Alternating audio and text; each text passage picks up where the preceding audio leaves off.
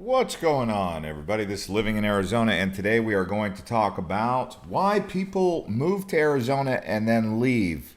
Okay, so in this video, we're also going to talk about the high-speed rail that we had a conversation about last time.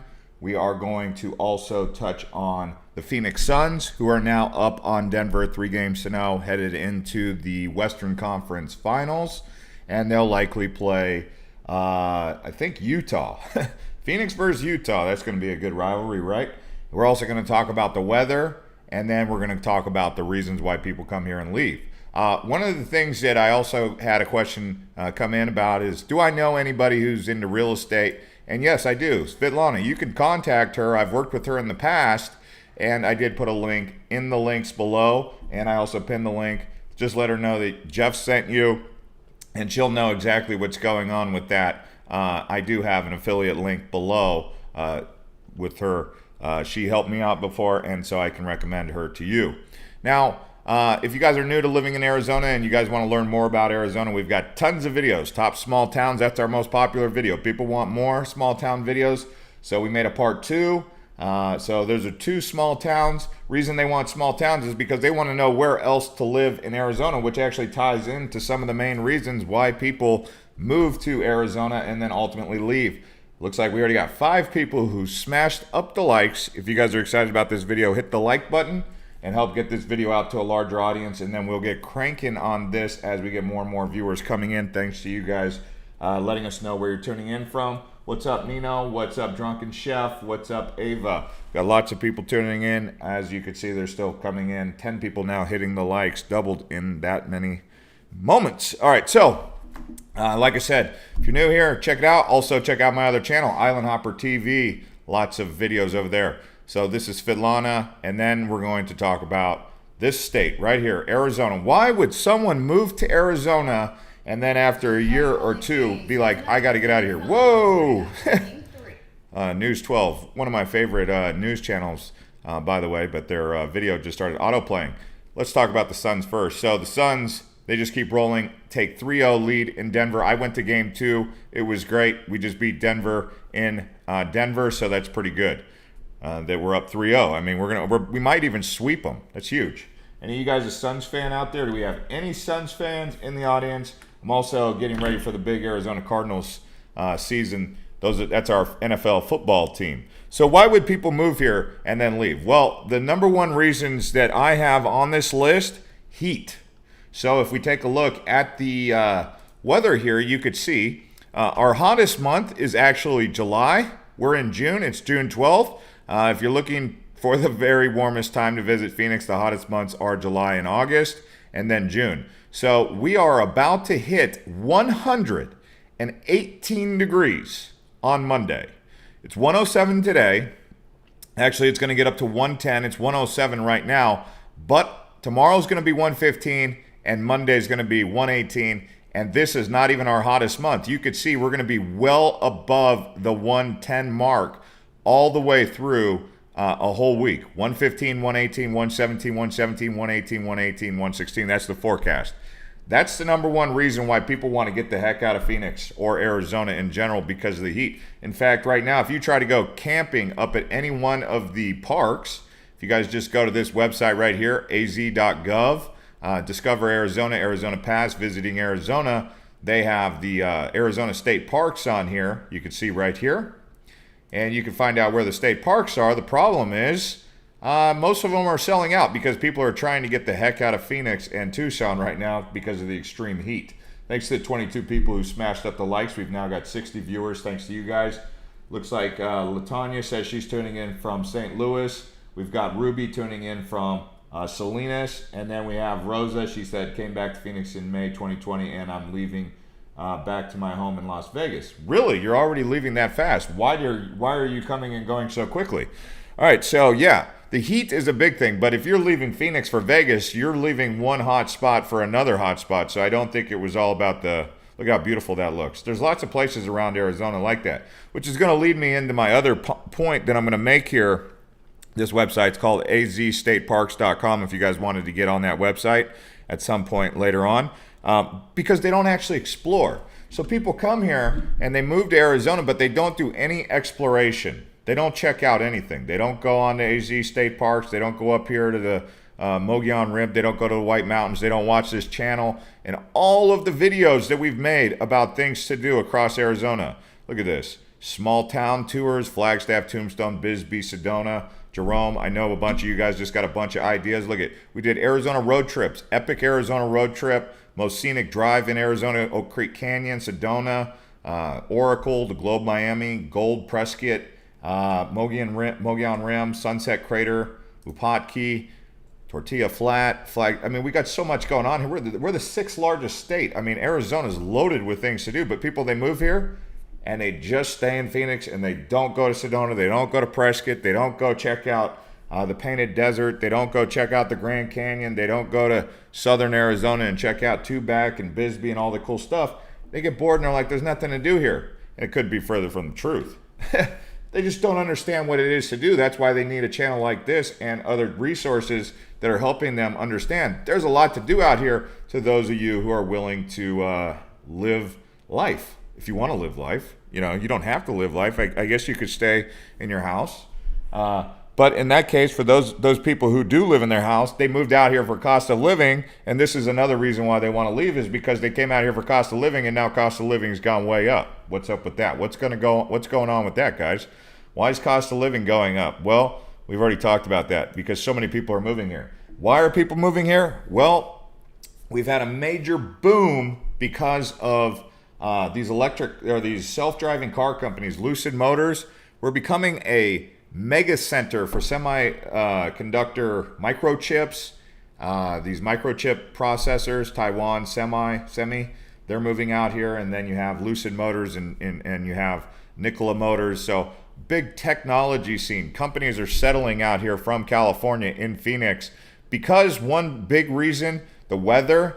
And then the second big reason, close proximity to Mexico. So being close to Mexico where there's a lot of trade going on. In case you guys didn't know, the trade capital out of Mexico is Monterrey. The major industrial area is Monterrey. So if you guys are looking for that reasons. Arizona seems way too hot and it's like a desert. Yeah, it is like a desert, says Aldi. Arizona being close to Mexico is one of the reasons why these companies are moving here, because they can get cheap products created down in Mexico and then quickly imported. And also they have a really efficient railroad that goes right through Maricopa, thereabouts, actually Casa Grande. That's where these semiconductor, or that's actually where the self-driving car plant is in Casa Grande. And Coolidge is where they're building the Nikola plant. So this area right here is where they're actually building. In fact, if we type in Lucid Motors right here, you can see that's actually where their facility is. It's such a new building, it's not even on the map yet, but they are up and moving. They're a Tesla Motors competitor. Tesla, they're, I believe, out of Texas. Nikola's somewhere around here in one of these fields. So, but look at that. Lucid Motors, big old facility, huh? And they actually have a pretty cool looking car I'll have to show you guys on one of the next vlogs. Thanks to 36 people smashing up the like button. I see the comments coming in, and someone says they're headed down to Rocky Point if they want to get out of the heat. My sister, she's trying to get out of the heat because it's going into the, she heard it was going to be 118. Guess where she wants to go?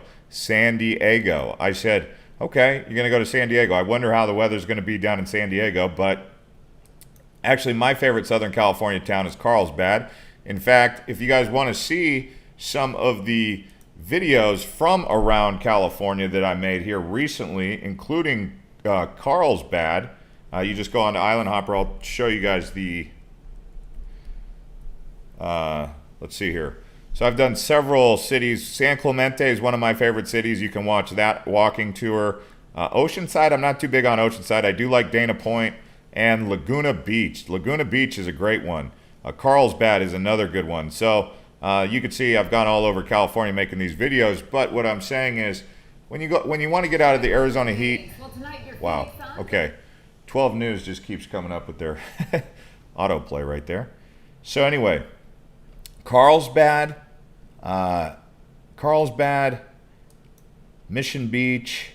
these are places where Arizona people go, but when you get down there, they call them zonies. They don't really like the zonies down in San Diego because we invade San Diego. Most people would rather live in San Diego, except they don't want to pay $4,000 a month for a house that was built in the 1960s, because that's how expensive San Diego is.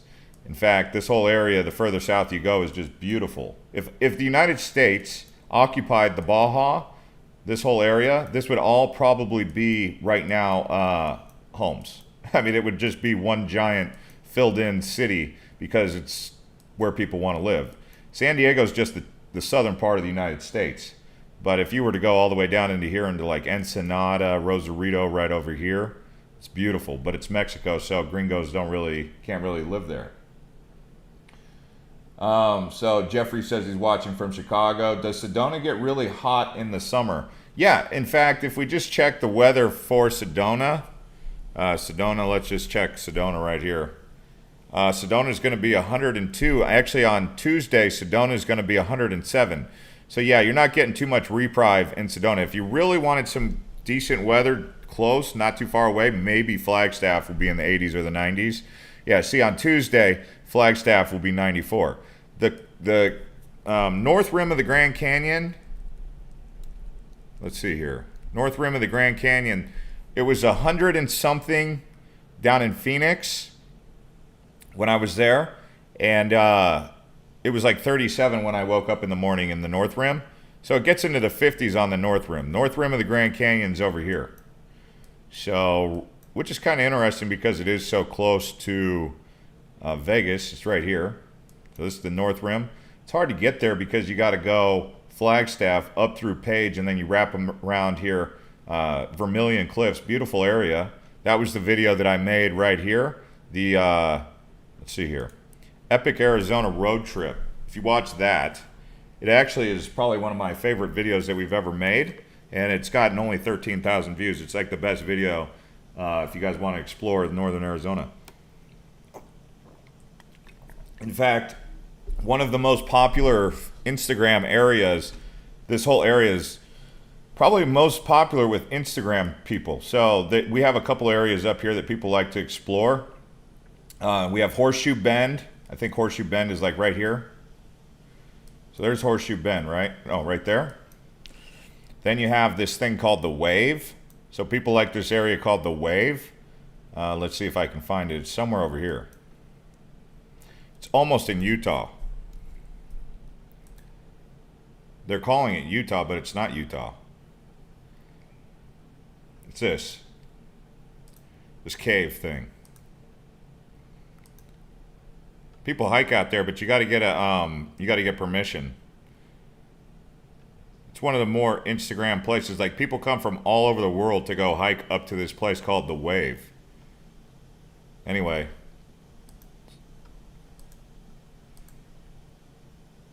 yeah, it's like sandstone.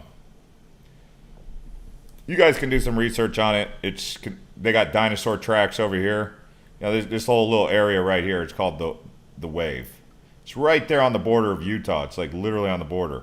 And then they have the Vermilion Cliffs, which people also like. So thermal camera showing 153 on the dirt. Yeah, I mean, we'll see. We'll see how hot it really gets. 153 degrees on the dirt. Jeez. Have you ever been to the Four Corners? Is it worth it? The Four Corners, for anyone who doesn't know, is where you can actually go to the, you basically stand on all fours. One leg can be in Arizona, one leg in New Mexico, one hand in Colorado, and the other hand in Utah. And so it's right there on the Native American reservation. It was kind of closed down because of what was going on the last year, but this is it. It's temporarily closed, actually. But that's Four Corners.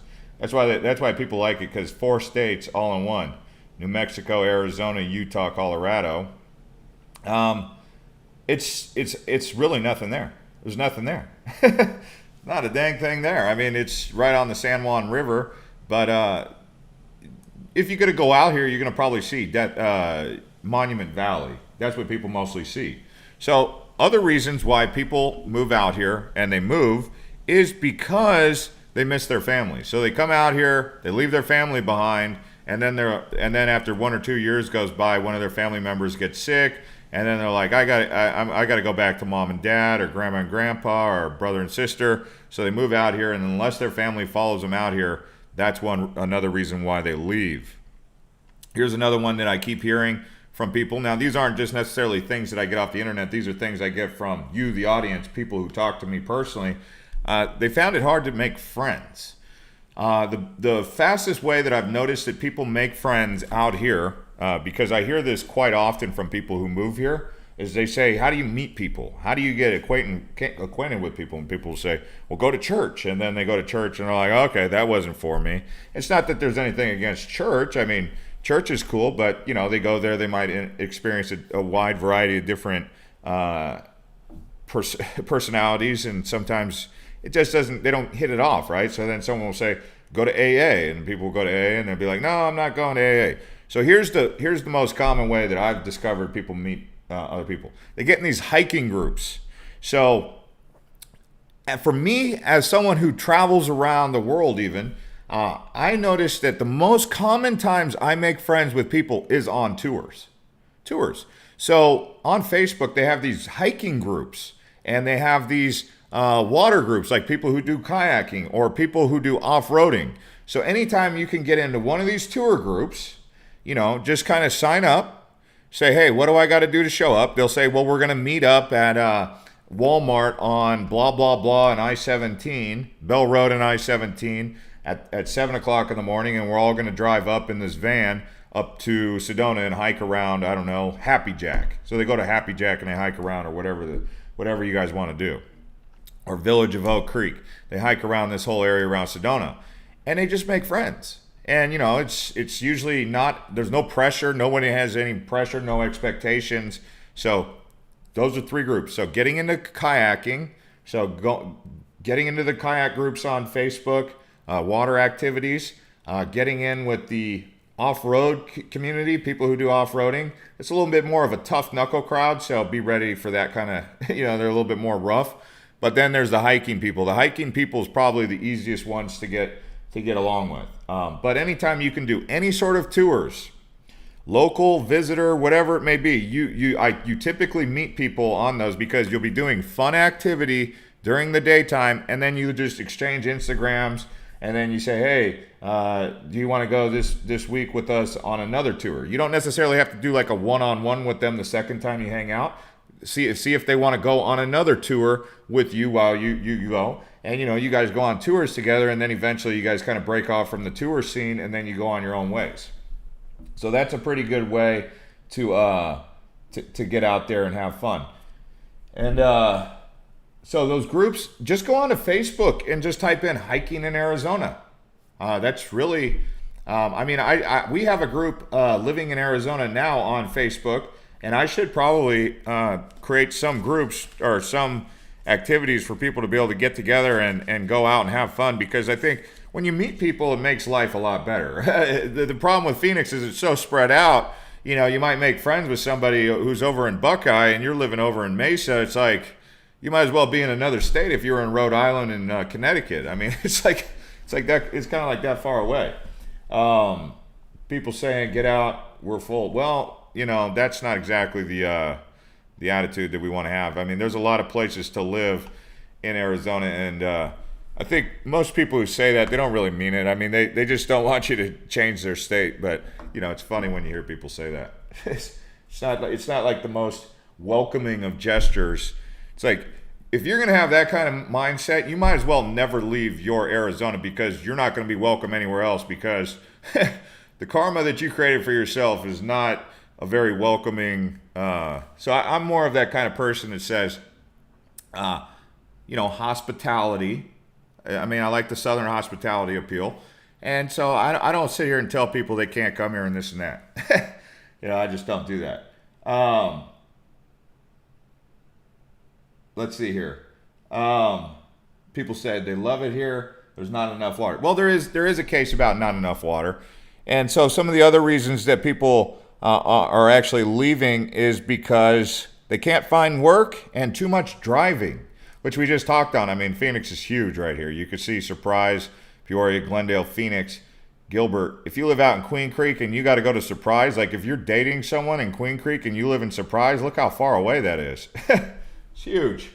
Thankfully, we have a lot of freeways, but something bad is happening with the freeways. I watched the news last night. I think we had I want to say 7 to 10 fatalities just from highway driving in the last couple days. So people, the highways are getting overcrowded. The roads are getting overcrowded.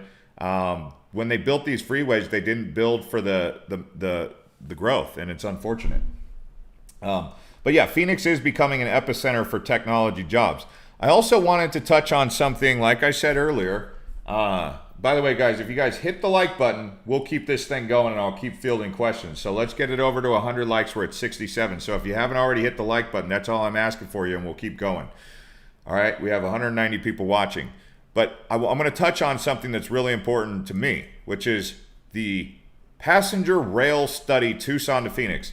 This solves the problem that I have with all of the wrong way drivers, the dangers of driving on these roads.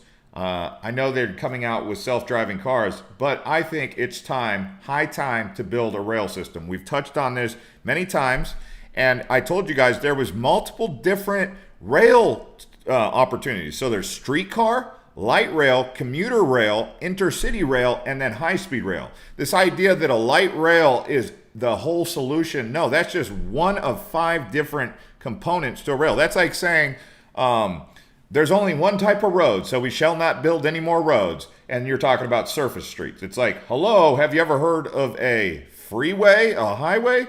So on a surface street, you go 35, 55 miles an hour. On a freeway, you can go 75. So on a light rail, you're going to go 35 miles an hour. On a high-speed rail, you're going to go 150 to 200 miles an hour. That's huge. Drunken Chef says, smash up that like button. Thank you, Drunken Chef. We got 95. We just need 5 more. So you guys, thanks for smashing up those likes. Okay, so let's talk about this high-speed rail, because I think that the high-speed rail is what's going to change the game. Yes, we built the light rail. Yes, the intercity rail is cool. But really what is going to be the game changer here is going to be the high-speed rail system. And if you go right here onto highspeedrail.org, okay? So Arizona Southwest, they've got proposed routes that will go from Phoenix to Vegas, Phoenix to Los Angeles, Phoenix to San Diego.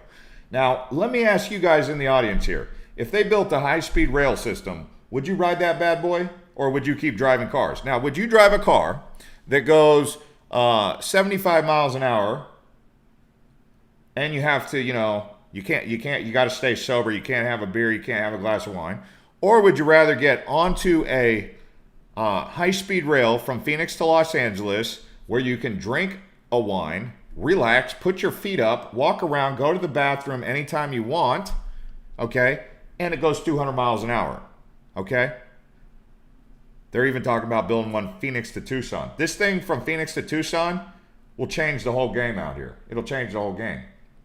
The only thing else that we need to, we would need is to solve the water problem, which we talked about yesterday, because we're all about finding solutions. We're not here to just complain there's not enough water. We're like, what's the solution to not being enough water?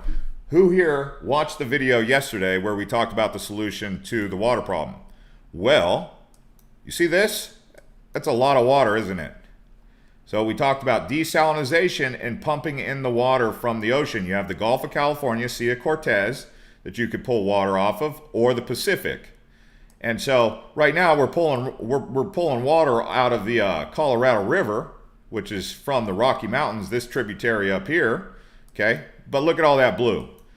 Don't tell me we don't have enough water. We're just too lazy to dig the trench that's going to bring the water in, and we're too lazy to pull the salt out of it.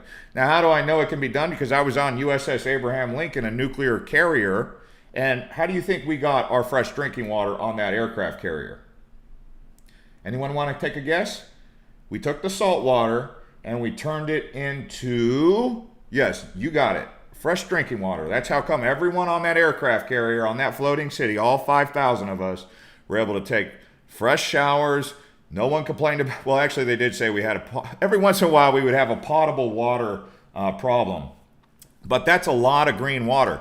And it also solves this problem of supposedly higher seas. So it's like you can't really drain the water out of the ocean, can you? I mean, how much water would you have to drink? So all this whole idea of like, we don't have solutions to problems, I'd rather complain about the problems. How about we find solutions to the problem? Isn't that what built America? I mean, you want to take it back to the days when the guys were coming out here to Tombstone, Tucson, Bisbee, you know, this whole area down here. Back in the old days, Wyatt Earp, Doc Holliday, you know, the guys that were pioneering this place, they listen to us talk, they'll probably think we're a bunch of sissies. Even the cowboys who come on here and talk this big old game about how bad to the bone they are, but in reality, all they got is a bunch of complaints and no solutions. So what I'm saying is what we need to do as a community is solve problems, not complain about problems with no solution. Because what built America was the people who were industrial. We had this pioneering spirit. We need to bring that back. We need to stop being so lazy as people. Rant over. What am I saying? How about Washington, D.C.? Is it expensive? Heck yeah, Washington, D.C. is like almost as expensive as San Francisco. So what I'd like to see happen is bringing in some water from the ocean, creating high-speed rail solutions, and spreading out everybody a little bit. I mean, I'm not one of those people who thinks that we're too overpopulated. I'm one of those people who believes that if God creates people into this world, then they're supposed to be here. It's not up to me to dictate whether they should live or survive because, you know, 10 commandments say thou shalt not what? Okay, there you go. So it's pretty easy. I mean, it's not nuclear physics here, guys.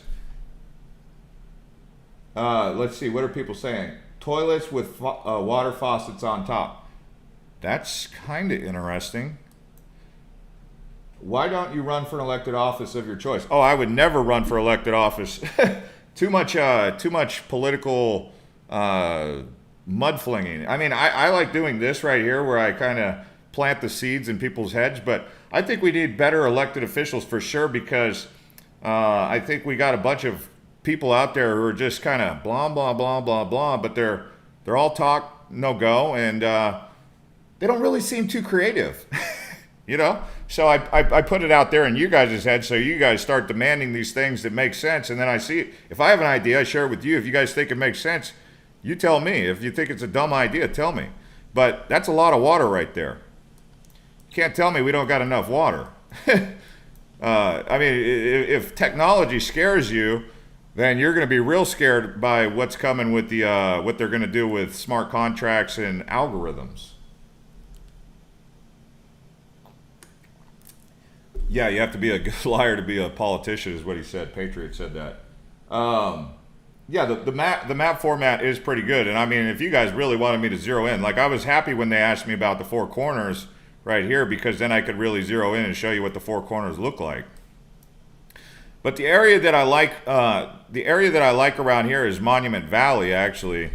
But you can see nothing grows out there. This actually, Monument Valley, used to be an ocean. You go out there, they'll find like prehistoric sharks and stuff. You can see they also have ancient ancestral Puebloan cave dwellings.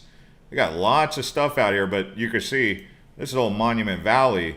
You know, John Wayne and all that jazz, but the Native Americans out there, that's actually Native American land. And it actually extends into Colorado. You have Glen Canyon, which is a pretty cool place. And then you have, over here, you have New Mexico, which also has Navajo. In fact, I would say some of the best Native American history you'll find in all of the country is going to be in this area in New Mexico. Arizona's got more Native American reservations, but New Mexico has some of the coolest petroglyphs and dwellings that no one really knows about. And then there's this place up here in New Mexico, or in Colorado, called Mesa Verde. Any of you guys ever been out to Mesa Verde? Oh, there's a KOA. I really like KOA. Well, I like KOA because it's a campground, but I don't like KOA because they're actually a little bit I don't know. I tried to go to the KOA in Glacier National Park, and I was kind of like, oh, really? what is this? No, I'm just saying they were playing a little bit of like corporate games with me, and I was like, oh, that's not what I want in a campground. Actually, some of the best campgrounds are the ones in the national parks, if I'm going to be completely blunt. Yeah, Mesa Verde is out here, I think, right here. So Mesa Verde's got, if you guys get a chance, if you love Native Americans, you go up to Colorado to Mesa Verde right here. And they got some really amazing, look at Cliff Palace right here. This is in Colorado, guys. So when you do one of these, you know, people go to Machu Picchu, but you telling me this isn't on par with Machu Picchu? I mean, it kind of is. But yeah, that's out here in Mesa Verde in Colorado. And it's just across the border from, so when you do that trip, I'll tell you exactly what you do on that trip. So you come up from Phoenix, you go through Sedona, you go through Flag, and then you roll up here through to Tuba City. Tuba City, don't stop, just keep going. And then you roll through Monument Valley. So basically, you get Flagstaff, you get lunch, and then you're on the road. Make sure you get gas and Flag, and then you rip right through here through Monument Valley right here on the border, right? And you come up in here and you go into, you have two choices really. You could go through Four Corners, but it's not open right now. Some people like to see Shiprock. Shiprock's kind of like, it's a rock that looks like a ship out in the middle. It's kind of like that. That's all it is. But then you come up in here and you're in Colorado. And then when you're in Colorado, you go to Mesa Verde and then you go to Durango. And then you get on a train that goes from Durango to Silverton. And that's a pretty cool trek if you guys like going up into the Rocky Mountains. So there's a town up here called Silverton right here. This is in Colorado. It's like 9,000 feet elevation up there. They have a railway, the Durango Rail. So if you guys like trains, yeah, that's a pretty cool ride. And then obviously they got some other cool stuff that you guys might want to do. They have hot springs up here. I think they call them Ouray right here. So this is a cool town. It's real small. I mean, but Colorado, I mean, we're talking about things to do from Arizona this summer because people want to get the heck out of town, right? And then you have over here, you have Telluride. So you guys have all heard about Telluride, right? So you could do all that in a summer trek, maybe a week or two. So what you're doing is you're going up here to Monument Valley. You're obviously checking out Flagstaff along the way. Like I said, there's nothing on this reservation up here. There's nothing really that you want to see. You just go through the reservation, see Monument Valley, stop at Four Corners, and then you're up in Mesa Verde, and that's pretty cool. You could go to Canyon de Chelly, but I think it's closed. And then you go up into the Rockies here. Now these are going to be like the southwestern Rockies because you have also, if you go north of there and you go east, you come up into this other area which is going to be like Aspen, Breckenridge, and then like, you know, Denver, because that's where Rocky Mountain National Park is. This area down here, these are just like the southern Rockies. And then when you come back through, after you just do Telluride, Ouray, Silverton, Durango, you come back down through New Mexico if you wanted. You don't have to. That route you might want to take would be through Taos, Santa Fe, Albuquerque, and then back through Gallup. Is Colorado better than Arizona, Utah also? No, I don't think so. I don't think I think Colorado is a good place to visit. I don't think I could live in Colorado. Maybe Colorado Springs, but I've never been there. Shouldn't Sedona and Monument Valley have national parks? They would be some of the top national parks in the U.S. Very unique. Sedona, it's too late for Sedona to be a national park. I mean, it's already, like Slide Rock is, you know, back in the day, Slide Rock didn't have so many people. Nowadays, you go to Slide Rock, this whole Highway 89A, all the way up here is going to have traffic on a Saturday. It's impossible. It's not even fun to go to Slide Rock anymore. But it's too many people, unfortunately. I mean, that's part of the problem with over tourism, right? But you know, right now, if you try to go to Manzanita Campground, it's probably full. But this is like a really great campground right along Oak Creek. You know, this is the problem with, you know, hyping up an area, right? You have Sedona camping.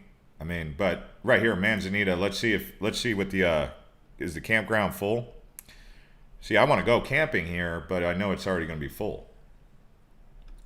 So really, if you guys wanted to go camping like right now in Arizona, you could probably check out a pretty cool town just outside of Flagstaff called Munns Park. People like Munns Park.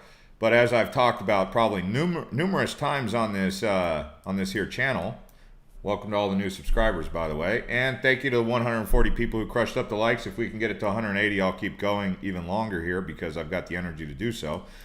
This area right here, Payson, once you go up onto here, Mogollon Rim, they got lots of lakes up here, actually.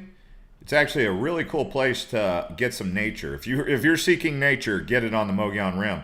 But you can see the Blue Ridge Reservoir. It's actually kind of low right now, unfortunately. But there's one reservoir. I mean, there's several reservoirs up here. Let's see. That 260. Yeah, there's another reservoir right there. Willow Springs. Then there's Woods Canyon Lake right here. Woods Canyon Lake's pretty popular. They got a campground around there.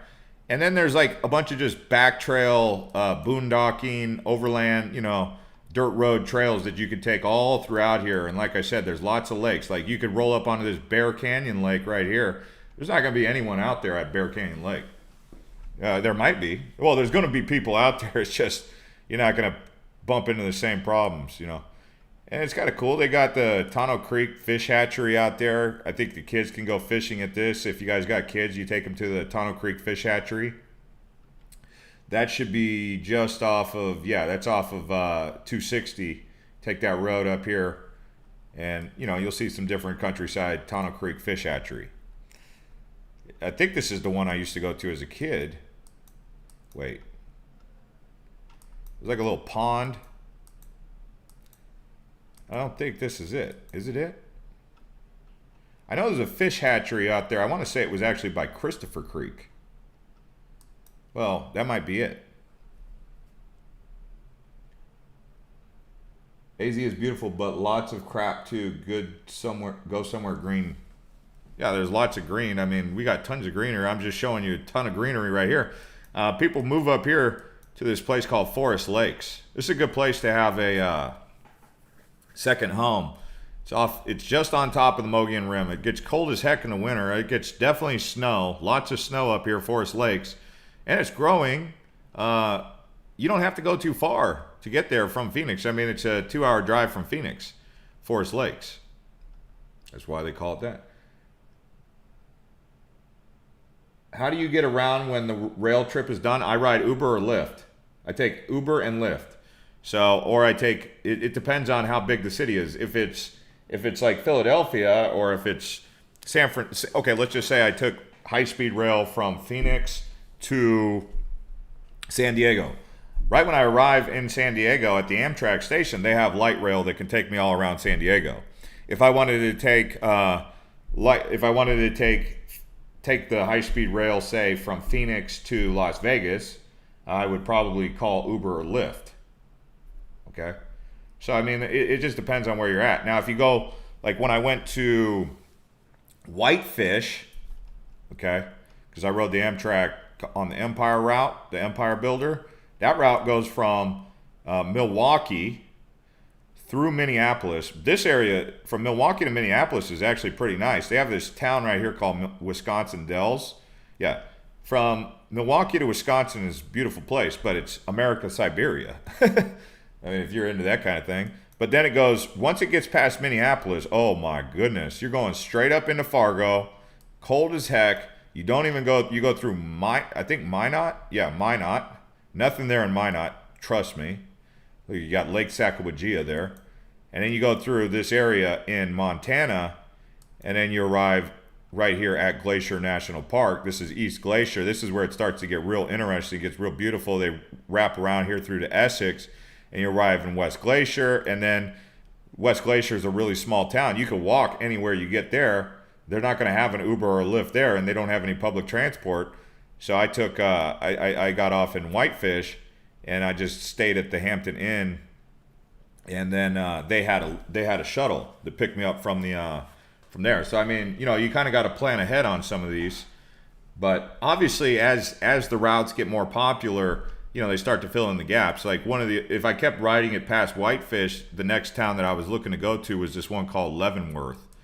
Leavenworth, Washington. I didn't go there, but that would have been where I would have wanted to go. I think it stops somewhere around Coeur d'Alene. I think the route goes through somewhere north of there, like Ponderoy or something like that, maybe. Yeah, one of these is the stop, but it's not actually at Coeur d'Alene. And it does stop at Spokane, but so far as I'm concerned, there's nothing really to see in Spokane. But I think you can get an Uber and Lyft from Spokane to Coeur d'Alene if you wanted to. Even Coeur d'Alene had some Uber and Lyfts. And then, but yeah, this town Leavenworth right here. Because supposedly, from what I understood, is this part of Washington is real beautiful. Someone said Raleigh or Charlotte. Oh, I don't know. But yeah, coming back down to Arizona, I mean, the only route you got really, there's only two. It goes through, so the Amtrak goes through Maricopa right here, okay? And then it goes, so it comes in from El Paso, this side, it comes in right through here. This is real beautiful right through here if you get to ride a train. But there's no towns really worth stopping at. The only one that would be good to stop at would be Bisbee, but they don't stop in Bisbee. And they don't stop in, because Bisbee, I don't know if you guys know about this town. I made a video about it only one time, but I'll have to make another one. But this area right here, Bisbee, real cool town in Arizona. It's actually at 5,000 feet elevation. This is where they had the old copper, it's a cool town, man. They have the Copper Queen mine down here. What's everyone saying? Oh, look at that, look at that, look at it. It's just cruising right through this like canyon ravine. Lots of history. Phelps Dodge was down here. Look at it. See this sign right here? The Bisbee District has the best year-round climate on Earth. That's what that sign right there says. So, you just wrap around here. This is Main Street. So that's Bisbee. Southern Arizona. That's a road trip you do. And even on the Bisbee road trip, you know, you go to Tombstone. Let's see, where's Tombstone here? Right here. Tombstone's cool. You go along Fremont Street. So Tombstone, you're saying Tombstone has a cute name or Bisbee? Bisbee's named after Judge DeWitt Bisbee. And Tombstone is named after, well, the reason they call it Tombstone, from what I understood, is the only reason people went to Tombstone was to find their tombstone. That's why they have the old cemetery up here at Boot Hill Cemetery. A lot of people stop right here at the Boot Hill Cemetery because at this graveyard, they got all the famous people buried there. Not all of them, but a lot of them. So this here is Tombstone. Come rolling in here. In the summertime, like right now, if you were to go there, lots of monsoons starting pretty soon. You'd see, like, it's cool because you'll see like monsoon storms, just like one cloud over here dropping rain. There'll be another cloud over here dropping rain, just sweeping across the Tombstone. They actually get monsoons down in Tombstone and Bisbee. So it'll be hot as heck over here. No monsoon in Phoenix, and then you go down to Tombstone, you're getting lots and lots of monsoon activity. And it's kind of cool because, let's see if I can get this straightened out here.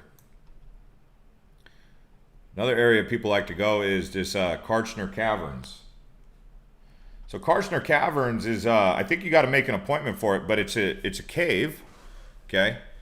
And they got stalagmites, and you go underground, and you can see if we got some shots from underneath the cave. Regardless of that, it's a popular place to go, Karchner Caverns. So again, things to do. You guys are looking for things to do because no better way to cure boredom than to do something fun, right? So yeah, down in that whole area. I mean, you could stay the night down there, but not very much. Not a lot of hotels really.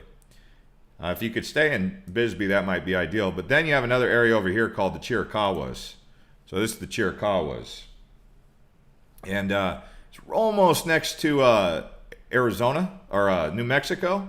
It's almost on the border with New Mexico. This whole mountain range out here, like I was telling you, they got Johnny Ringo's grave. That's kind of like a thing. I guess the name Johnny Ringo really gets people's attention, but this is the Chiricahuas. People like to go out there because of these rock formations. Actually, it's starting to become pretty popular with like digital nomads and people, because like people want to go to Joshua Tree, which is in California, but now that they found out about see, this is a Cochise stronghold.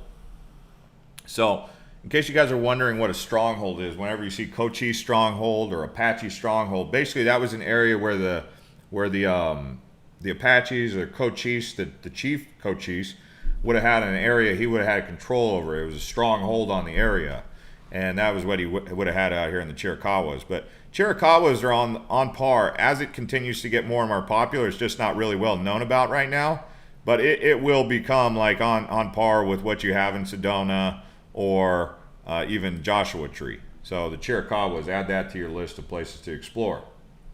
And then the thing out here in Chiricahuas that a lot of people like to do is they have a place called Cave Creek. Cave Creek is in North Phoenix, but they also have a Cave Creek Visitor Center. So this is Cave Creek down by Chiricahuas, by this old historical town that no one really talks about called Portal.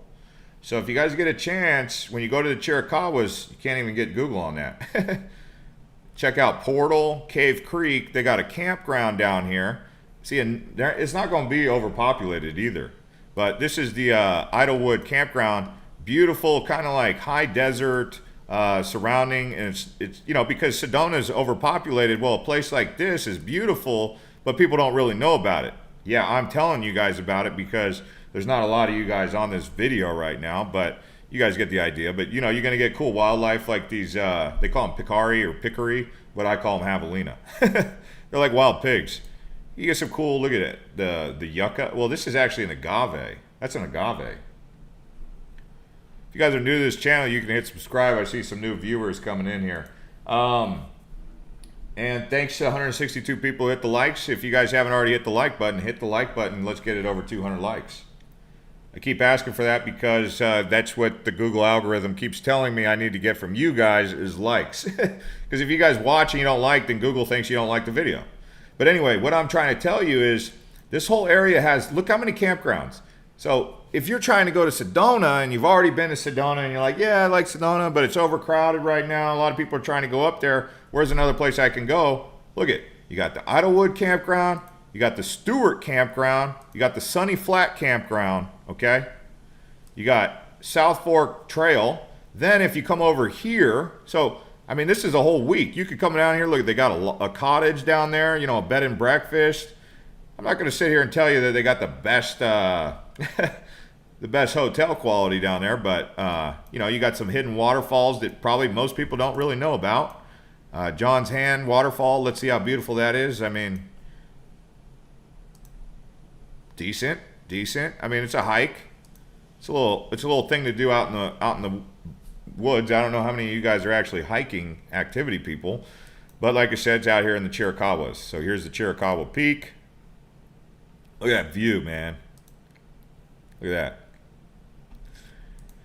So after you guys go check out the Chiricahuas, you guys can wing it right on over here to wine countries, Sonoyta. You can see Arizona hops and vines. They grow grapes out here. I think it's around about 3,000, 4,000 feet elevation. This whole area right here, wine country, Sonoyta. That's the name of it. They have a Sonoyta down in Mexico. Where's Sonoyta down in Mexico? Sonoyta over here on the way to Puerto Penasco. You know why they call it Mexico, right? Well, we call it Mexico because we pronounce the X. But technically, the Mejitos, Mejitos, that was the indigenous people. So the X, because when you go down to Mexico, you'll notice they have like, let's just say Xochimilco. It starts with an X, Xochimilco. But the X sounds like a esh. If you go to Cancun, they have Xcaret. But some people pronounce it Xcaret. Xcaret, but it's actually pronounced Esh. So Mexico That's why they say it Mexico. Mexico. It sounds like it should be like a silent J or a H, right? But it's X because of the Mexico people. But anyway, so those were the indigenous peoples, most of the indigenous peoples down there. But down here in this area in northern Mexico, southern Arizona, so you have Sierra Vista, you have Sonoita, and then you have another area that people like to explore is Patagonia. Me, I live in Phoenix. I see someone, go ahead and ask questions. Go to the bars in Prescott. Okay, you guys want me to go up to Prescott and show you guys where it is to go in Prescott? I can do that, no problem. All right, so I've made a video on Prescott on this channel. You guys can search the channel. You just go right here. Just type in the search right here, Prescott. Bam, we got Prescott videos right there. I did Prescott, Arizona travel tour. Look at 48,000 views. It was pretty popular. Arizona road trip, Prescott gold mining. That was with my dad. He took us gold mining. Anyway, but yeah. So let me get back to the map. But on Google Maps, I can show you right now too. This area right here is called Montezuma Street. That's one of the main drags. But then you also have what is known as Whiskey Row. I believe they have an underground kind of environment down here. But this is downtown Prescott. Right here you can see on a weekend right now it would be pretty active. This is the old courthouse, but you can see Whiskey Row, Montezuma Street. And then right here you have some saloons. People stay at this Hotel St. Michael. That's where they stay. Like I said, don't expect too much out of that hotel. But Matt's Saloon is a cool place to hang out. Obviously, if you're going to have some drinks, you're going to want to stay at a hotel nearby, right? But yeah, this is the old Whiskey Row. And they got another hotel here. If you go right down back to the corner and you go up a little bit, you'll see they got a couple more restaurants right here. It's kind of a small square, but it's growing. It's growing. That's really where you'd want to go. And then when you're up in Prescott, what most people do is they go to Watson Lake. So they'll go to Watson Lake. You can see Dragonfly Cove right here. It's really nice. It looks good, right? Got a little algae in the water. Don't be drinking that water. No, but Watson Lake is kind of popular with people. You've probably seen pictures of this place. It's up in Prescott. And then you have Willow Creek Reservoir, which is another nice place. Actually, the one that I like that I could send you over to that is pretty nice is, well, you got Groom Creek. Groom Creek's cool. Enchanted Forest Trail Campground. I wonder why they call it Enchanted Forest. Lynx Creek is where the gold was. I don't think it's there anymore, though. So if you're trying to go there and find gold, I didn't really think it was full of gold. Maybe fool's gold. There's a, gosh darn, where the heck is it? It's over here. There was a lake over here. This one. Granite Basin Lake. It's a nice little area to stop and hike around Granite Basin. Motocross hotspot? Oh man, if you're into off-roading, okay, this is where all the OGs go when they go off-roading. They go over here. Okay, I'm going to show you a couple areas. So they go over here. This area around Bartlett Lake, Horseshoe Lake, but in between here, Rio Verde and Bartlett is a bunch of, basically you start down here and you see all these little trails. A lot of these are off-road. They're kind of like horse trails, but they're also like off-roading trails. So you can see like this off-road trail. People will bring their off-road vehicles and they'll ride all the way up here. All these trails that you see all these trails? These are all for off-roading, whether you're dirt biking or ATV, whatever you want to do. And then they roll up into here, into Bartlett Lake, and that's where they kind of like get picked up by their friends. I took my Ford Raptor from the Verde River down here in Rio Verde, like Needle Rock Recreation Site, this area right here, all the way up to Bartlett Lake. It's not for trucks, but you come out right here onto the Bartlett Dam Road. You can see the road. It's like It's like a road, but it's not a road, right? It's a trail. It basically goes through the wash. So you're driving through a wash, and sometimes the wash can be real thick. So I mean, people go out there. That's one area. That's just one of many. Obviously, you got this whole area, you know, north of Bartlett Dam Road. This whole area right here, and then some other places that people go. They go out to Lake Pleasant. There's a couple areas out here. I've actually made a couple videos doing off-roading in my truck, but this area around the White Tanks, people go up to the White Tanks. You see lots of riding out here in the White Tanks. And then, oh, this one. You guys want some serious off-road stuff? You guys watch this video. Which one was it? Let me show you. If you guys want to watch my craziest off-road, it was definitely the craziest off-road. Let's see, did I even put the off-roading stuff on here? Well, it looks like I need to bring back my off-roading videos. I don't know. Do you guys like off-roading? But what did someone say about summer heat? Do you all like to go out in the summer heat? If you do, how do you bear with it? What's your secret? Beast. Dude, that's what we're talking about right now. We're talking about what we do in the summertime out here in Arizona. So, I mean, yeah, we're answering that question right now. We get out and explore. Let me show you. Let's see here. This one right here. Oh, man, they're going to play an ad. It was ominous. This was about... So this is out in Box Canyon in the Superstition Mountains. Got lots of ads. But the area that we're exploring right there, go through Florence, you pull up in here, and you go into Box Canyon. Man, and we went all the way back into here to Martina's cabin. As you can see, this road right here, that's the road we took to get to Martina's cabin. So this is like some serious off-road stuff. Let's see here. We're actually getting ready to pull up into Martina's cabin at this point. But you can see this is the road. It looks pretty decent right there. I mean, but it gets way more wicked than that. You go across these cattle guards. You'll see dead cows like on the side of the road here. But, I mean, this is like basically real off-roading Arizona right here. You guys, if you haven't already, but see that road right there? Your car's getting all scratched up by these trees. And some of these rocks are huge. But yeah, I mean, it's definitely wicked. You wouldn't want to take a week. You couldn't take a non 4x4 out there. You have to have a 4x4, otherwise you ain't getting out.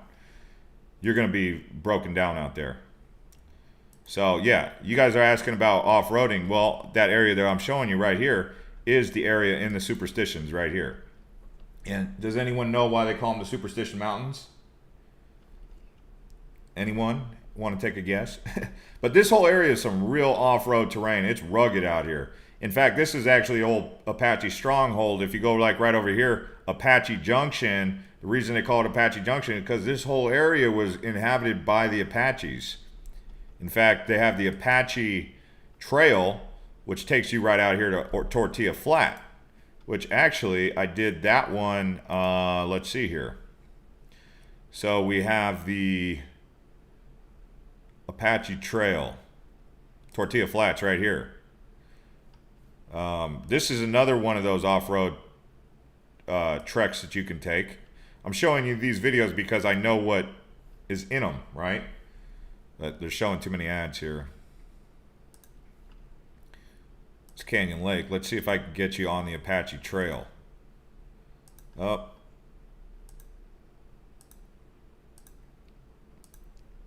Well, they got like this area called Tortilla Flat out here.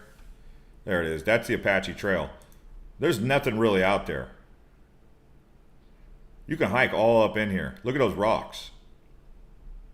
That's just flying the drone through there. Look at that.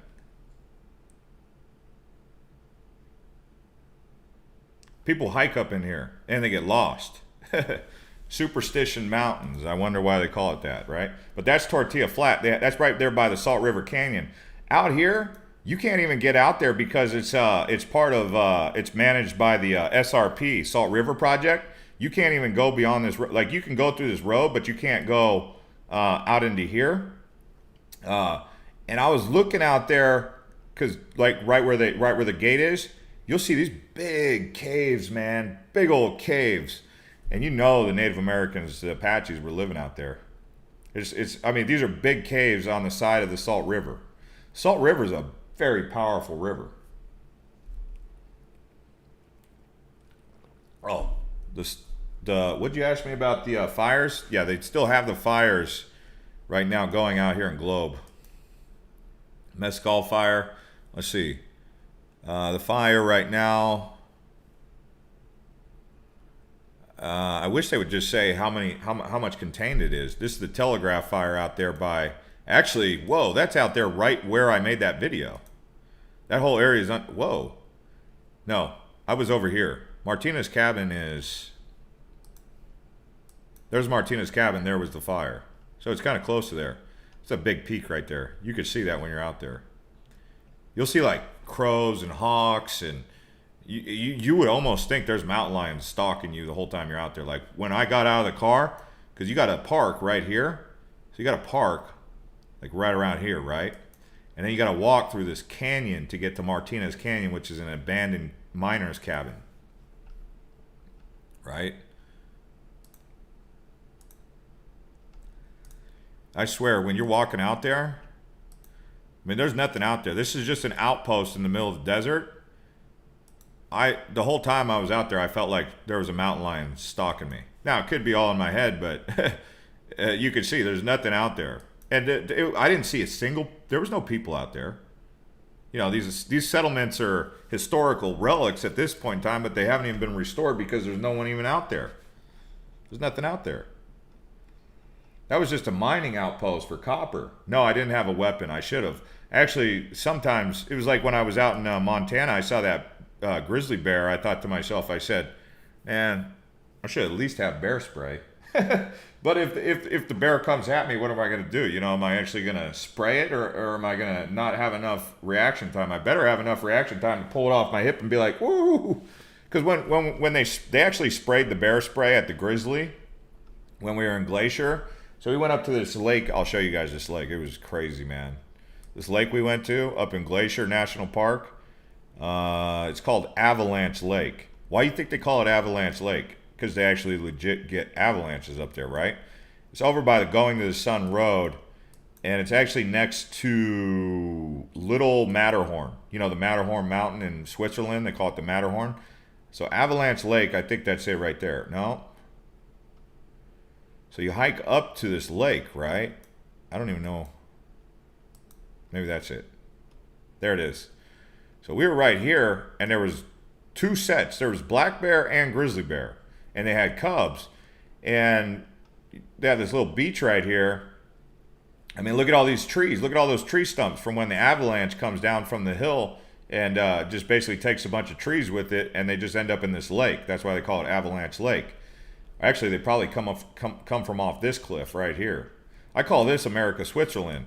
But they actually sprayed the bear spray, and I was walking through there, and I thought I got a mosquito in my mouth because all of a sudden the air, like my mouth got all real nasty. And I was like, what the heck? Did I just swallow a nasty mosquito? Because there was a lot of mosquitoes up there.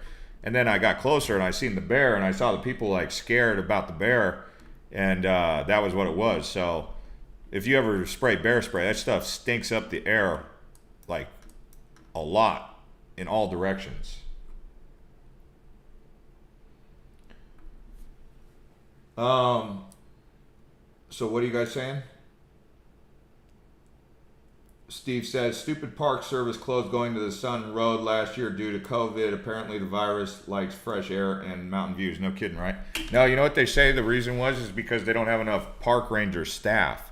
It's just the NPS is, I don't know what their deal is with that. Thankfully, Grand Canyon's not playing the same game that they play. None of the parks out here in Arizona really, well, they're all national parks, right? So they could play the game the same way because they're all part of the National Park Service. But the Grand Canyon didn't have any problems. Although when I went up to the north rim of the Grand Canyon, which is definitely awesome, this part right here, like this is great up here. If you guys want to go on another trip this summer, go to North Rim. Grand Canyon Lodge right here. This place is tremendous. Right there on the cliffs of the Grand Canyon. That's what it looks like inside the lodge. They got a big old fireplace. It's actually closed in the winter because, look at that view. You could eat with a view like that of the Grand Canyon. It's closed in the winter because there's so much snowpack up there. This is the lodge. That's the lodge. Bet you guys didn't know about that. See, they don't tell you this stuff. You guys come out here, you don't even know about all the cool stuff because no one tells you. And the North Rim is way less crowded than the South Rim. I mean, look at this. You got Angel's Window. For those of you who like to hike, I mean, this is where the Bright Angel Trail. So, there's the Colorado. You got Bright Angel Trails over here on the South Rim, but you also got the other side of the Bright Angel over here. 213 people hit the like button. If we get it to 250, I'll keep going. I'll give it like 5 minutes to see if we can get it to 250 and keep cracking up the likes on the algorithm so YouTube keeps pumping this video. And then 280 thought about Boston. Dude, Boston. I'm in LA, just looked out my window and my neighbor is washing his car with his mask on. I kid you not. It's 89 degrees. I got to get out of here. Well, I don't know, guys. Yeah, apparently if you say something to those guys that they're like real, like the people who wear masks, they're very militant about their masks. They're like, stay home, save lives, do what's right, do the right thing. They are convinced that they're saving lives by wearing that mask. So there's nothing you could tell them because they think that someone told them they're saving someone's life by them wearing that mask. So I was just like, hey, I'm okay with you wearing your mask, whatever. Just,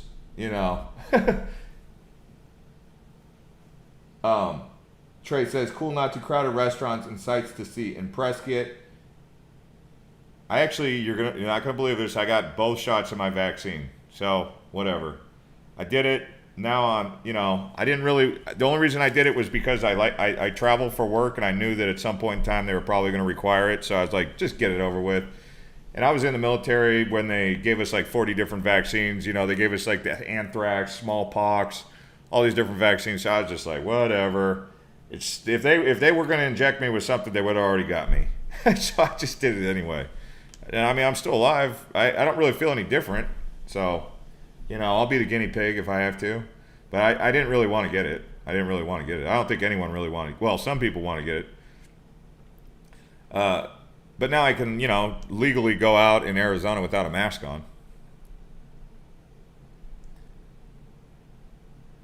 on. Someone said something that in Boston, there was a lot of people who were already double vaxxed wearing 2 masks. Still wearing 2 masks, double vaxxed.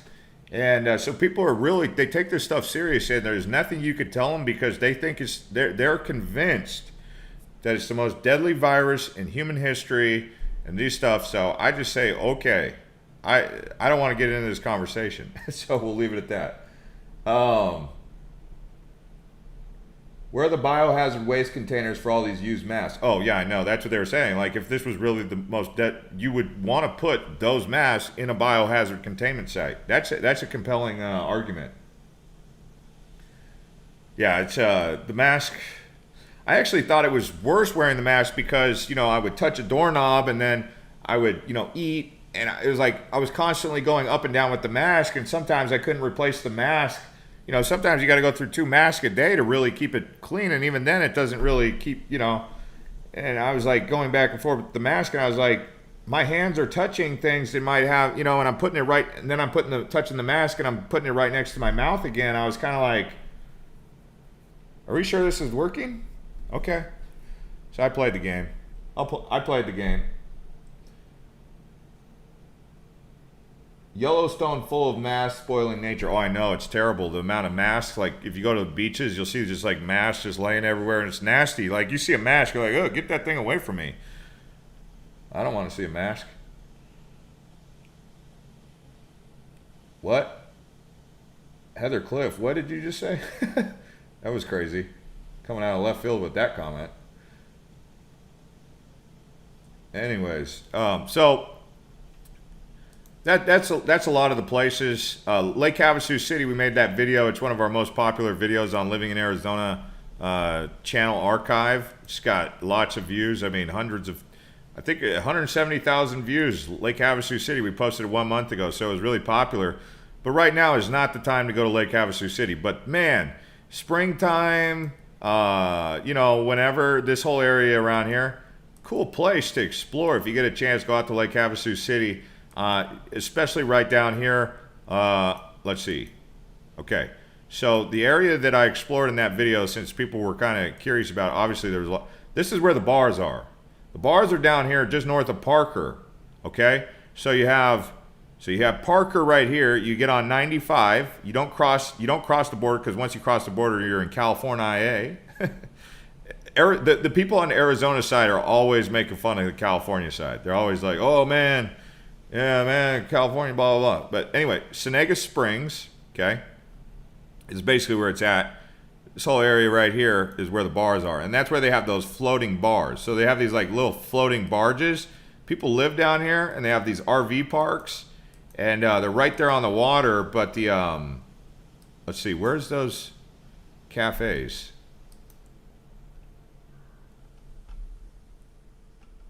I think it's a beautiful homes down there. I want to say it was Senega.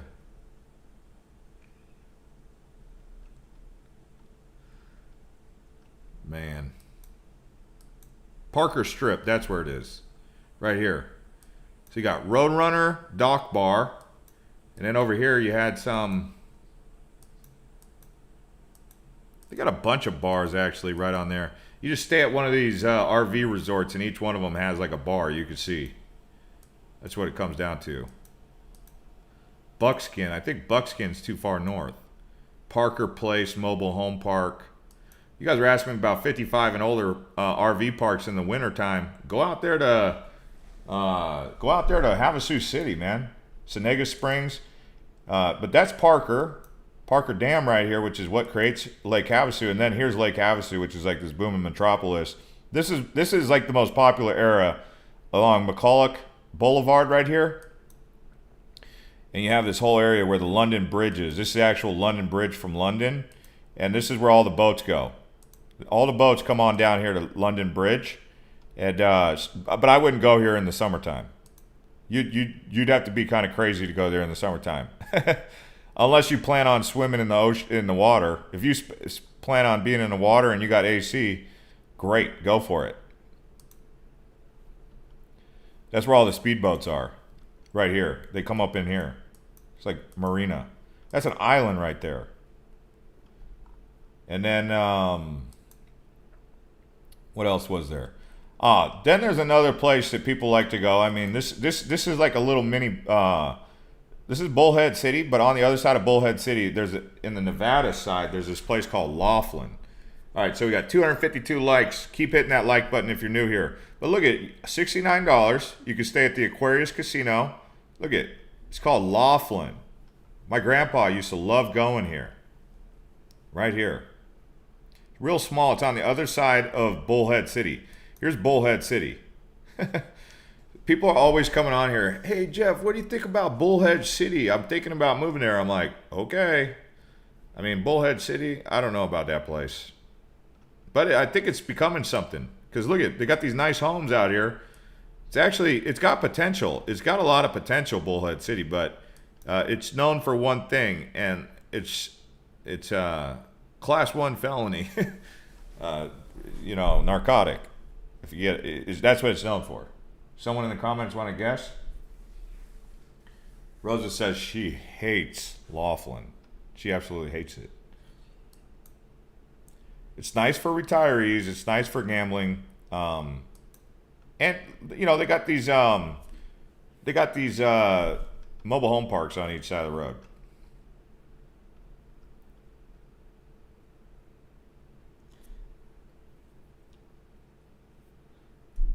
Yeah.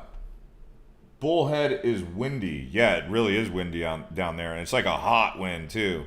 I mean, it's like the wind at Death Valley wind. It's crazy because this whole area of California is beautiful, from Sequoia, Sierra Sierra National Forest, all the way up to Yosemite is gorgeous up there. And then right on the other side is like the hottest place on planet Earth, Death Valley, Mojave Desert. Anyways, guys, thanks for watching. We've gone 114 minutes into this, or an hour and 14 minutes. If you got any questions, ask now, or I'm going to be probably wrapping it up. Although we have the most viewers watching than we ever had during the whole video. So that's pretty good. Is there any commuter towns in AZ near Vegas? Commuter towns? What do you mean commuter? Commuter like Kingman?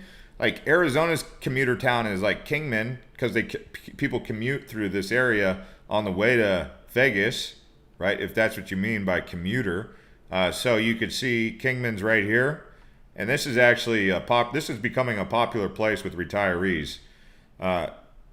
When you drive through Kingman, you hit this this interchange,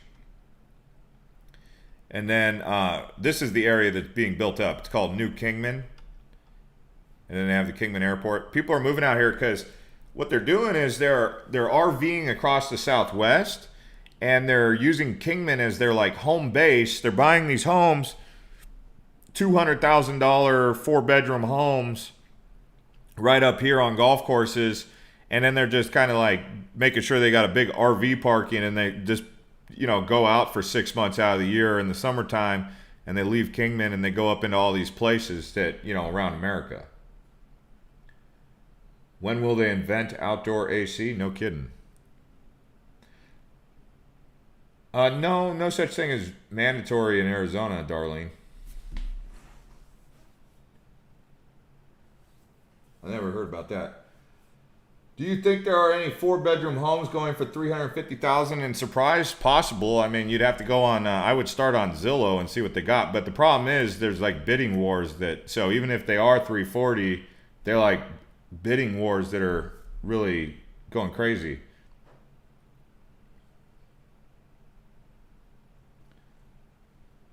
But there are, employers are requiring that people do that. So, some are saying in order to come back to work, you're required to do it. Although that is going to be a slippery slope because some people like have legitimate medical reasons why they shouldn't get that. And if they have legit medical reasons and then they lose their job, obviously that's stepping into an area known as discrimination. So they're, but then they're hiding behind this idea that, we have to protect the health of our community, so we can't afford. So it's like a back and forth, like who's going to win out the Supreme Court on that case? It's crazy. Someone said HEPA. I mean, that's another thing. But luckily, I don't talk politics on this channel, or I try not to, even though sometimes I get suckered into it. Look at the Biltmore right there.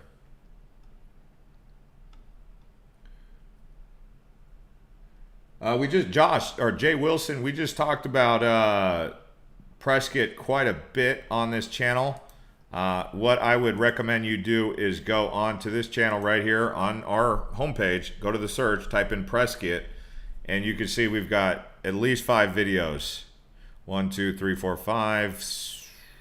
More than that probably. But yeah, got a lot of videos on here. I would say, so this one I talked about kind of in the same dialogue format that I did here. It's Prescott and Quad City area. What the Quad City is you have Prescott, Prescott Valley, Chino Valley, and then maybe you could say Dewey, Humboldt. The other area that's pretty popular on the same par with that would be Cottonwood, Cornville, Clarkdale, Jerome, Camp Verde. This is the Verde Valley right here. Here's the Verde River. This area is in a valley, and it's like the poor man's Sedona because look how close you are to Sedona. There's Sedona, there's Cottonwood, Camp Verde. Cool thing about living here is people, they build their house right along the Verde River, and they get a view right on the river. It's like living in Middle Tennessee right out there. Is soccer popular in Arizona? Yeah. Lots of kids play soccer out here. But we have a soccer team. I think they're called the Arizona. Dang. I have never been to an Arizona soccer game. We have a pro soccer team out here. What are they called? I think they play in Tempe. Let me see. I'm trying to get this. Soccer. Maybe they call it football, soccer.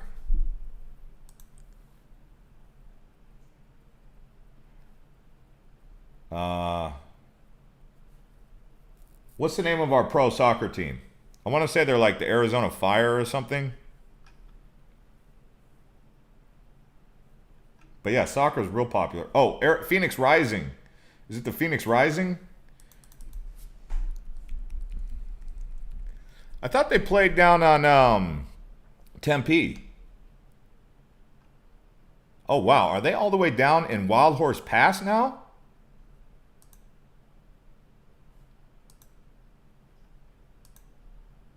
I think I need to go to a game. Is this MLS or is this like amateur league of soccer? I don't know. But this whole area is down in Wild Horse Pass. Are they pro? Are they MLS or are they amateur league?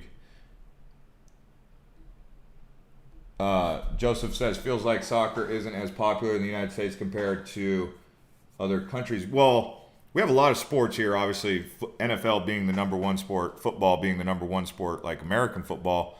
But in Europe, yeah, I mean, I love watching the World Cup, especially if you get a chance, go to Europe during the World Cup and go around to like Italy and Croatia and the Netherlands. I was actually there during the last World Cup, and I was in Ibiza watching the French play. I think France played.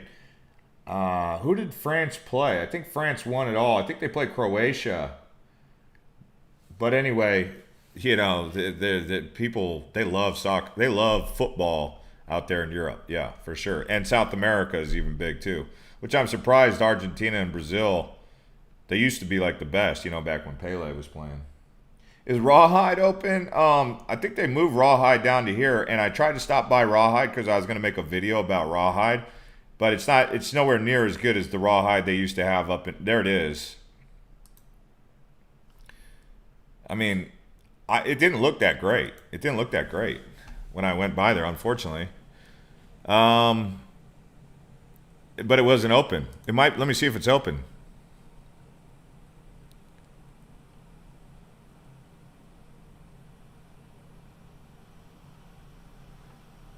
So I guess they're having concerts there, so I guess it's become a concert venue. I will say the Sheraton Hotel over here is pretty good. This is a nice hotel. If you're looking for a hotel, go to this Sheraton right here at Wild Horse Pass. That's a good place to do a staycation, and you can go right over to the casino. Gila River Wild Horse Pass casino right there, and then they got another casino right over here. Gila River Hotels Casino Lone Butte. That one's kind of weak compared to this one. I think they even got a hotel here. So you got two hotels nearby right out there at Wild Horse Pass. That's just one more reason why I like Ahwatukee. Where's the best area to ride jet skis in Arizona? Well, Lake Pleasant. Lake Pleasant right here. It's a good lake to go. A lot of people like to go to Canyon Lake. I've seen people out here ripping around Canyon Lake. Oh, that's Roosevelt. Canyon Lake. You got Canyon Lake right here. Canyon Lake's crazy, man, going back up in here. You could go back up in these coves right here. Like if you take Canyon Lake and you take a jet ski all the way up to Colorado as far as you could go, it's crazy up there, man. It's really wild. I'm not just saying that. But down here, you know, it'd be cool to take from Canyon Lake all the way down to Swirl Lake. But if you could take Canyon Lake all the way to Apache Lake, that's crazy. But here's the Apache Lake. This one's like no man's land. Like, be careful out at Apache Lake because it's no man's land out there. The only way to get down there is a dirt road on the Apache Trail. See, that's a dirt road. That's not paved. I wonder if you could take this little. Oh, you can. Look at that. Google went down there. See, this is out there by Apache Lake.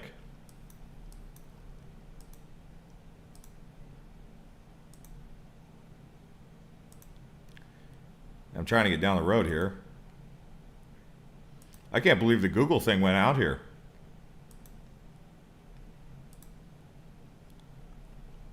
Let me see here. Yeah, I like Apache Lake, to be honest with you.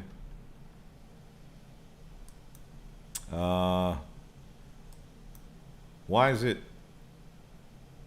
Here's a cool. You guys have seen the Theodore Roosevelt video that we made.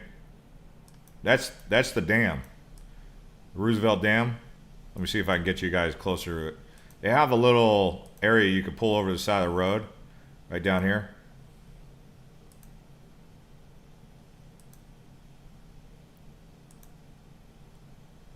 Let me see.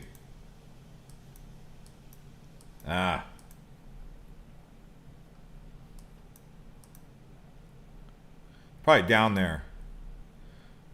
But anyway, that's people go up to Roosevelt Lake, Roosevelt, I can't really say it right. Oh, here it is, the overlook. That. Big lake. You guys know the story, right? The reason they call it Teddy Roosevelt Lake is because he said that one day there will be a great civilization down in the valley, and so he had the plan to dam up the Salt River, which would stop the water from just going into the Sea of Cortez, into the Colorado River, into the Sea of Cortez down by Yuma. And they dammed up these lakes, and that's what basically created Phoenix. So that's why, because that was an idea by Teddy Roosevelt.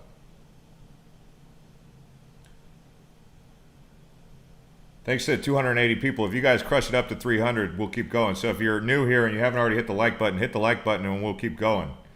This is a long video, hour and 26 minutes, but I don't care. I've been drinking water. I still got my, still got energy. What are some good things about Glendale? Westgate. This whole area around Glendale. Someone said talk about the casinos and the bars. We could do that, but so if you guys are looking for an area to check out, this is where some of the best hotels in all of Phoenix are, in Westgate. And I think it's because of this. So right here, when there's no games and venues, you could probably get a hotel down here at the Renaissance, Hampton Inn and Suites. Look at $83. You come down here, $83. Hampton Inn and Suites, Westgate, because it's peak season. There's no one down there. I mean, where else are you going to get a Hilton hotel? These are some nice hotels. The reason they built these nice hotels down there is because it's right next to the Arizona Cardinals Stadium. So, you know, when they have the Super Bowl, they needed to have enough hotels, but they got also the Coyotes play right here. But when it's not in season, you can get some really good hotels down here, staycations. And the reason you'd want to do that is because you could go out to Westgate right here. Look how many bars they got. Let me see if I can get the little Google guy down here. So this whole area, Westgate, look at all these bars. Oop. Looks like no one was here when they made this. It doesn't look like this right now. I mean, there's a lot of people go down here. You got the Yard House, you got restaurants, Buffalo Wild Wings, movie theater. If you don't want to do all that, I mean, like I'm talking about a staycation, right? You know, if you live in Mesa, you do a staycation out there. If you live in Glendale, you could do it. But then they got the outlet mall out here, the Tanger Outlets. They got the Cabela's, which is my favorite sporting goods store. Like, this is the best place. They got 8,600 reviews, Cabela's. I mean, you could get anything you need at Cabela's. They got it. Damn, this place is nuts. They got an indoor hunting, museum. They got, it's upstairs, downstairs. Cabela's are like Bass Pro Shop. They have, this place will make you want to go to Montana. It'll make you want to go to, makes you want to go to Montana. It makes you want to go to Alaska. I mean, just going there, you're like, okay, time to go to Alaska. That's what happens when you go to a Cabela's. But like I said, lots of hotels around here. I mean, what's this? Marriott right here, 139. Cracker Barrel right there. It's a restaurant, Native Grill. But where's the casino? So they got the Desert Diamond Casino. It's definitely open. 14,000 reviews. Huge casino here. Huge casino, man. Huge, man. That's out in Glendale.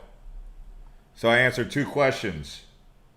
Answered two questions for you. You said two different people. They said, talk about Glendale and talk about casinos. Well, I've talked about a few casinos already, haven't I? Desert Diamond, the Gila River casinos, and then over in Scottsdale you have the Casino Arizona. So you have Casino Arizona, which is off the 101, just north of McKellips, just north of Tempe. And then you have Talking Stick, which is right here. People think Casino Arizona and Talking Stick are the same. They're not. They're not. And actually, Casino Arizona right down here does not have a hotel, but Talking Stick does. This is Native American land. This is the Salt River Pima Maricopa Indian community. Where are the best places in Arizona to live for a 23-year-old? Tempe, right here. Tempe, straight up. This whole area right here. It's where the college is. I mean, if I was 23, I'd want to be where the college is. This area is pretty good, and then Westgate's good because they got Grand Canyon University nearby. So if you type in Grand Canyon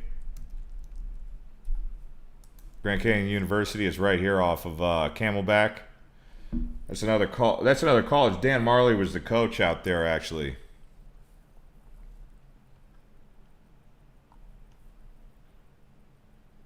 But yeah, you want to be down in ASU. Talking Stick, yeah, it's cool. If you got a little bit more money, maybe you'd want to be down by a little bit more, anywhere around Tempe, right on the waterfront is nice. Once you get into this area just above the airport, probably the craziest place to be in Phoenix. This area right here along Washington, Jefferson, Van Buren. That's the wildest places to be in Arizona. This whole area around Jefferson and Van Buren. Anyone know about Van Buren?